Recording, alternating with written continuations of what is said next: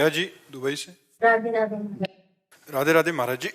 महाराज जी, जब से मैंने होश संभाला है, मन कर्म और वचन से किसी का भी बुरा नहीं चाहा है। महाराज जी, आध्यात्मिक कर्म अच्छे से करते हुए भी हमेशा नकारात्मक परिणाम मिलता है। जैसे कि मैं अपने कार्य क्षेत्र नहीं, आप गलत शब्द मत बोलिए। हमेशा किसी का एक जैसा नहीं रहता, तो हमेशा आपका नकारात्मक परिणाम कैसे आ सकता है? पापी से पापी पुरुष को भी सुख की विधान की वृत्ति होती है। आप देख लीजिए, पापी से पापी भी पुरुष का ऐसा नहीं है कि वो दुखी भोगे, उसके भी जीवन में आनंद आता है, सुख आता है, उल्लास का अवसर आता है। तो आप इतना तो मत कहिएगा कि पूरे जीवन का परिणाम ये है कि हम धर्म से चलते हैं, कोई पाप कर्म नहीं करते, पर नकारात्मक ही उत्तर आता है। ऐसा नहीं, सकारात्मक और नकारात्मक दोनों आते। दिन ही दिन किसी के जीवन में हो ऐसा नहीं, रात भी है, और रात ही रात किसी के जीवन में ऐसा नहीं। चूंकि ये प्रकृति का नियम है, इसलिए हम बिना किसी ननुनच के ये आपकी बात काटते हैं कि आप जो है नकारात्मक सोच ही आपके सामने या नकारात्मक परिणाम ही आपके साथ। ऐसा नहीं है, क्योंकि सृष्टि का एक क्रम है, कभी सुख कभी दुख, कभी अनुकूलता कभी प्रतिकूलता, कभी लाभ कभी हानि, कभी मान कभी अपमान। ये सबके जीवन में आता है, सबके जीवन में आता है। किसी का एक जैसा जीवन, भगवान जब अवतार लिए उनका नहीं चला तो मनुष्य का क्या चलेगा? समझ रहे हो ना? कितना सुंदर बढ़िया जनकपुर से ब्याह होके आ रहा है राम जी का। दशरथ जी आनंद मगन फूले, पूरी अयोध्या फूली। अब ये हुआ कि कल सुबह राज्याभिषेक कर दिया, सामय के 14 वर्ष का वनवास निश्चित हो जाता है नहीं? तो इसलिए भाई हम पहले इसलिए कि आप ऐसा कहेंगी तो सबको लगेगा कि क्या यार परिणाम है, वो धर्म से चल रही और परिणाम नकारात्मक आता है। ऐसा नहीं, ऐसा बिल्कुल नहीं है। जो हमारे पूर्व जन्म में कुछ शुभ और कुछ अशुभ, उससे निकाल कर ये शरीर बना है। अब कुछ शुभ आएगा, कुछ अशुभ आए। कि आपके जीवन में शुभ नहीं आया? आप ऐसा नहीं कह सकते कि नहीं आया। शुभ आता है तो अशुभ भी आता है। हमको धैर्यपूर्वक अशुभ से लड़ना है। सुख में तो किसी को लड़ना पड़ता नहीं है ना, वो तो आनंद भोग करता है। लेकिन अशुभ में लड़ना है, हारना नहीं है। उस समय लड़ना है कि राधा राधा राधा, और बुद्धि के द्वारा अपने को बचाना है। हम कहीं डूब न जाएं, उस दुख में, उस विपत्ति में न डूब जाएं। देखो, इसका नाम मृत्युलोक है। कभी ऐसा हो सकता है आपके प्रियजन मर जाएं, मृत्युलोक है ना, प्रियजन बिछुड़ जाएं। कभी ऐसा होता है प्रियजन मिल जाएं।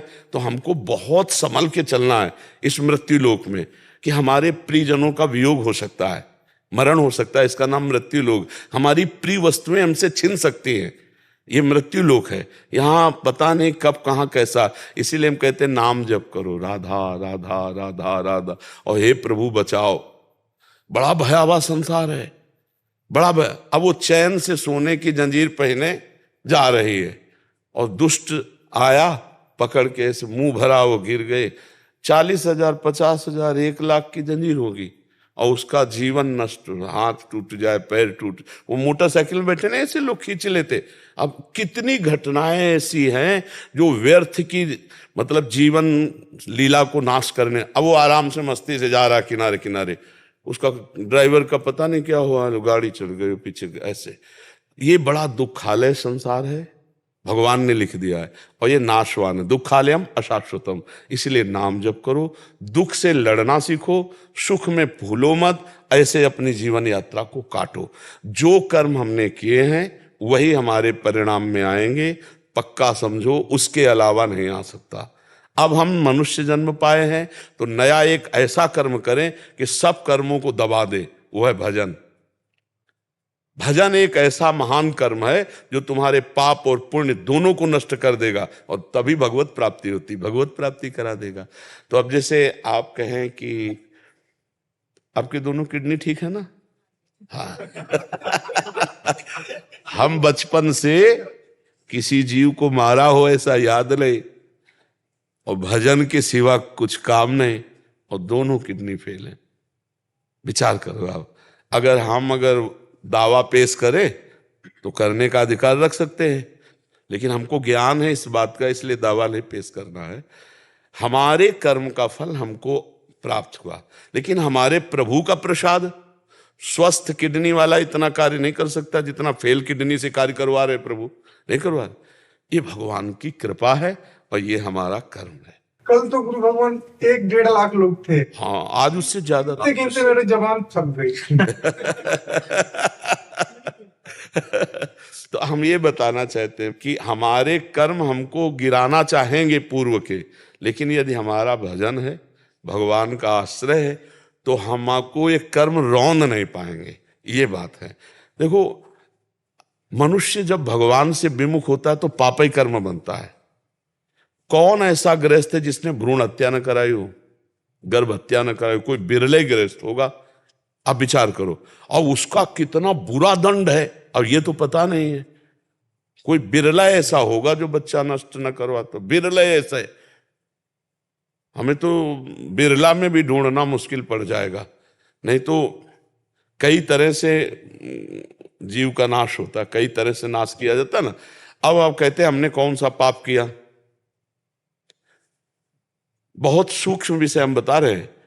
जिस सामग्री से गर्भ में पहुंच जाए तो संतान होगा कि नहीं होगा, उसी सामग्री को व्यर्थ में नष्ट करते हो। क्या उसमें जीवाणु नहीं था? क्या उसमें जीवात्मा नहीं? क्या उसमें वो संतान नहीं है? उसको अगर गर्भाशय मिल जाए तो आकार धारण कर लेना, वो भी पाप है। उसको ऐसे नष्ट करना पाप है। कौन मानता है? किस तरह से व्यवहार हो रहा है आप जब सूक्ष्मता में देखना। तो हमारे भागवतिक कानून में तो सब है ना। और जब दंड मिलता है तो बोले मैंने कौन सा पाप किया। अरे गणना करो पापों की, तो जैसे तुम कह रहे हो गिनते गिनते जबान थक गई, ऐसे पापों की गणना करते करते जवान।